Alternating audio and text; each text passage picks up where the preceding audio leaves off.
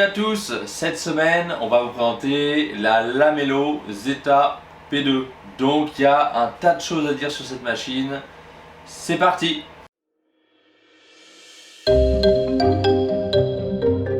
Donc la Zeta P2 c'est une lamelleuse, mais elle a une particularité assez spécifique, c'est qu'elle est capable de créer une gorge en P dans laquelle vient s'insérer un lamello démontable. Donc ces lamellos, ils sont dénommés P-System. Il en existe plusieurs comme le Clamex, le Tenso, le Flexus et il y a encore d'autres systèmes qui existent. On va essayer de voir ensemble 2-3 systèmes et vous présenter la machine.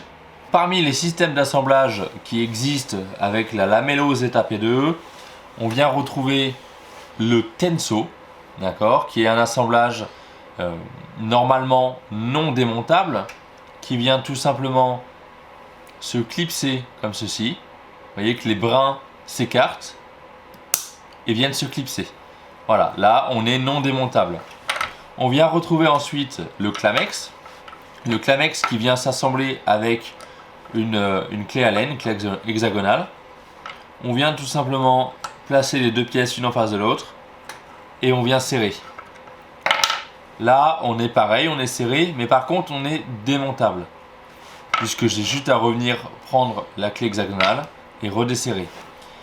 Une nouveauté qui est sortie récemment, c'est le Clamex version Flexus. C'est le même que celui-ci, mais on a des ergots qui sont amovibles. Ils sont flex, d'où le nom Flexus. Ces ergots-là permettent en fait de venir placer l'étagère après l'installation de l'ensemble des montants. Il suffit juste de venir les presser pour glisser l'étagère. Ils sont assemblés comme ceci, de la même manière. Et voilà. Et enfin, le Lamelo Bisco, qui est l'équivalent d'un biscuit en bois, mais il fait 8 mm d'épaisseur contre 4 pour un biscuit en bois. Il est essentiellement là pour conserver un alignement des panneaux à assembler.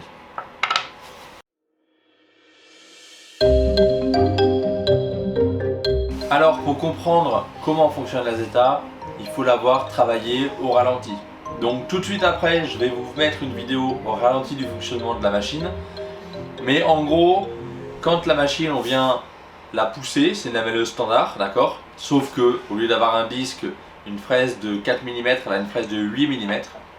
Et en fin d'usinage, le petit taquet rouge vient presser le bouton qui est ici. Et ça déclenche une vibration en hauteur du disque. Et ça crée l'usinage en P. Allez, on passe au ralenti.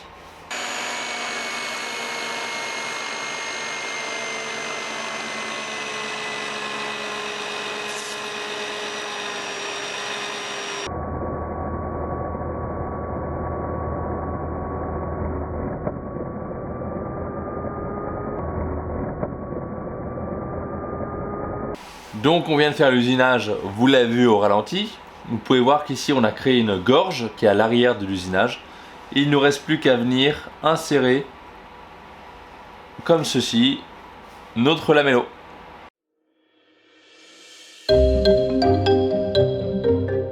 Alors pour l'usinage, deux solutions. La première, ça va être de venir mettre la lamelleuse au bord du panneau et on usine. La seconde, ça va être de se servir de la flèche de référence qui correspond à l'axe de la fraise sur un trait qu'on aura préalablement tracé et choisi la distance par rapport au bord du panneau. Une fois qu'on a fait le trait, on vient tout simplement mettre la flèche dessus et on usine. Alors ici, on vient trouver l'axe horizontal de la fraise de la lamelleuse.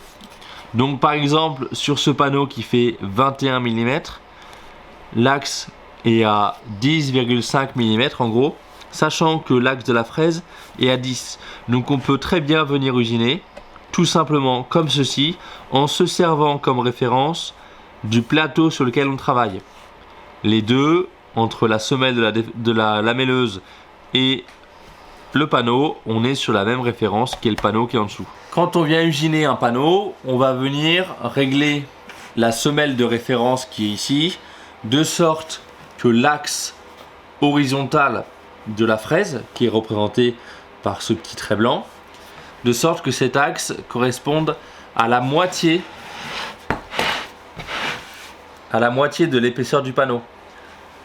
Donc si on a par exemple un plan de travail de 38 mm, il faudra venir mettre le réglage ici sur 19 mm. Allez, pour mettre un peu plus en situation et voir les types d'assemblages qui existent, j'ai préparé des usinages. On va pouvoir assembler 2-3 panneaux ensemble. C'est parti! J'ai un usinage qui est ici, un second dans le champ là, ce qui va me permettre du coup d'avoir un assemblage à 90 degrés. Pour ce faire, on va utiliser un Clamex. Le Clamex est un assemblage démontable. Avec un tournevis ou une clé, on vient tout simplement basculer la came qui vient serrer. Mais il faut avoir accès à cette partie-là, à ce petit trou. Du coup, est vendu avec la machine un petit gabarit d'usinage. On a juste à venir l'insérer dans l'usinage existant. On prend une perceuse.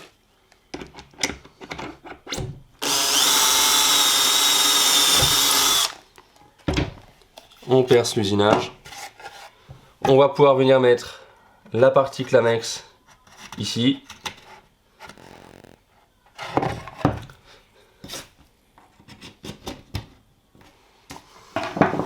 Ce qui nous permet donc de venir assembler les deux pièces ensemble. Reste plus qu'à venir serrer avec le tournevis. Il existe ce tournevis là, il est flexible, ce qui permet de se mettre droit par rapport à l'axe du trou. Et là, vous voyez, voilà, je suis serré.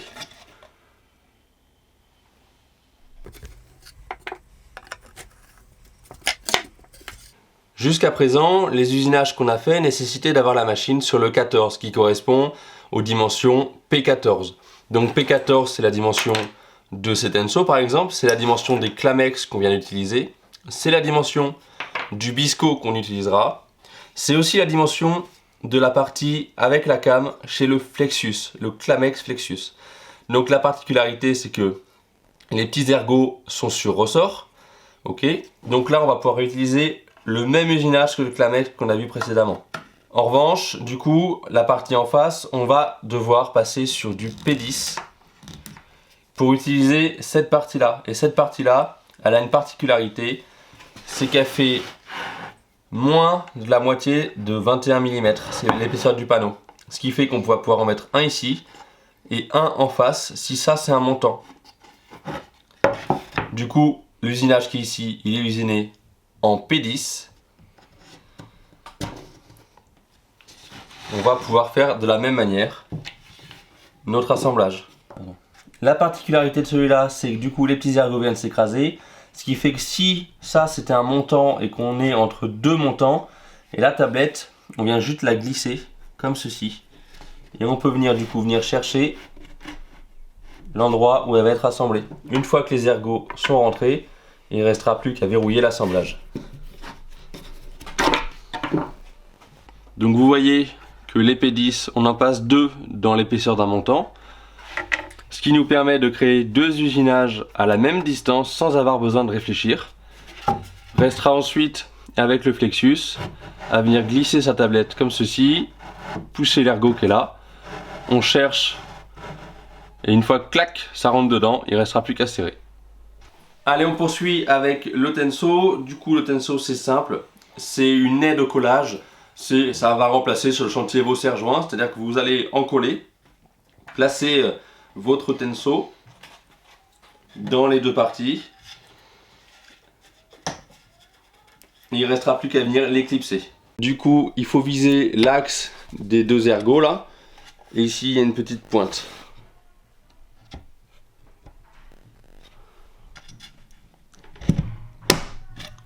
C'est assemblé. Donc, reste le dernier, c'est le Bisco. C'est tout simplement un biscuit comme s'il était en bois, sauf qu'au lieu de faire 4 mm d'épaisseur, il en fait 8. C'est une aide à l'alignement, c'est-à-dire que, par exemple, ici, je vais venir mettre un Tenso. ici un tenso, et si ma tablette est longue, au milieu pour que ça supporte, pour que ça aligne, je viens juste mettre un bisco, éventuellement 2 biscots, et voilà, on adapte en fonction de la longueur de la tablette à assembler.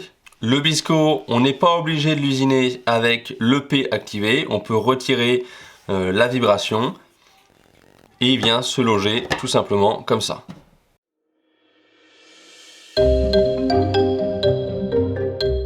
Donc pour faire une réelle mise en situation, on va créer ici une étagère, c'est dans un garage, donc étagère pour les chaussures, pour les cartons, etc. Avec plein de tablettes sur 2 colonnes et une colonne avec un peu moins de tablettes. Et particularité, il va falloir qu'on passe en dessous de la centralisation d'aspiration pour s'adapter au terrain. Voilà, donc tout ça pour une parfaite mise en situation de la Zeta P2. Allez, c'est parti!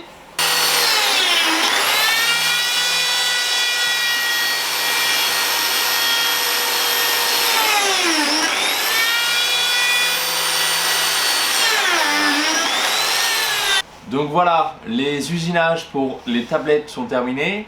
On va maintenant procéder aux usinages pour les montants. Et ensuite, on vous parlera du coup de perçage pour les Clamex, puisqu'il faut un perçage secondaire. Et ensuite, on procédera à l'assemblage.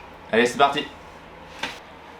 Allez, on va maintenant procéder à l'usinage des montants des étagères. Donc en tout, il y aura 2 colonnes avec plein d'étagères pour mettre les chaussures et une colonne pour stocker des cartons, donc avec un peu moins d'étagères, on va être aux alentours de 45 cm entre chaque étagère. Pour l'usinage, on va utiliser du coup la machine dans cette configuration là, en descendant la machine pour usiner dans le montant. Pour ce faire, je vais faire tous les tracés, donc ils vont être espacés, on va partir du bas jusqu'en haut, ils vont être espacés de 31 cm. Moi, ce que j'aime bien faire, c'est utiliser un rail de guidage. Par exemple, un rail de guidage Festool. Sur le 31, je viens mettre à l'axe. J'ai plus qu'à venir mettre la lamelleuse contre le rail et contre le bord. À ce moment-là, je peux descendre et usiner. C'est plus pratique. Vous pouvez éventuellement, sur le 31, tracer votre axe 1 cm en retrait, correspondant à la distance de l'usinage entre la semelle et l'axe de la fraise. Et il suffit ensuite d'usiner.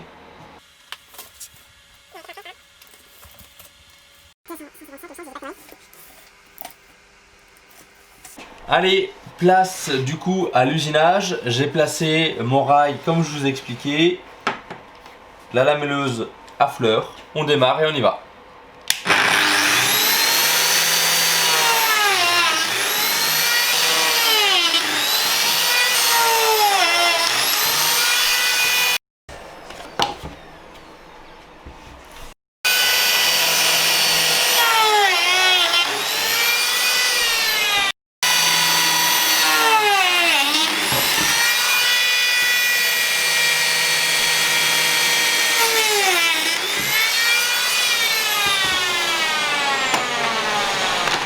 Allez, on va maintenant installer les tensos dans les tablettes. Donc moi je choisis toujours, c'est un choix, de mettre la partie mâle, donc la partie qui a les petites languettes, dans la tablette, et la partie femelle, donc celle qui vient recevoir ça, dans le montant de l'étagère.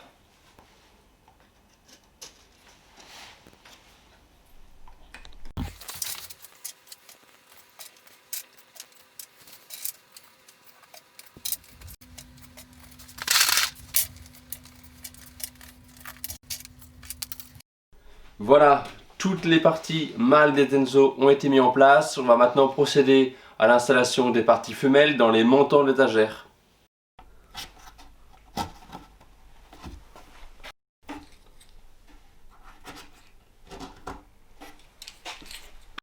Allez, on va procéder maintenant au montage. Ça c'est la partie basse, donc elle va venir à plat. Ensuite on va venir monter le montant côté frigo, les tablettes. Deuxième montant, les tablettes, troisième montant, etc. jusqu'à la fin. C'est parti!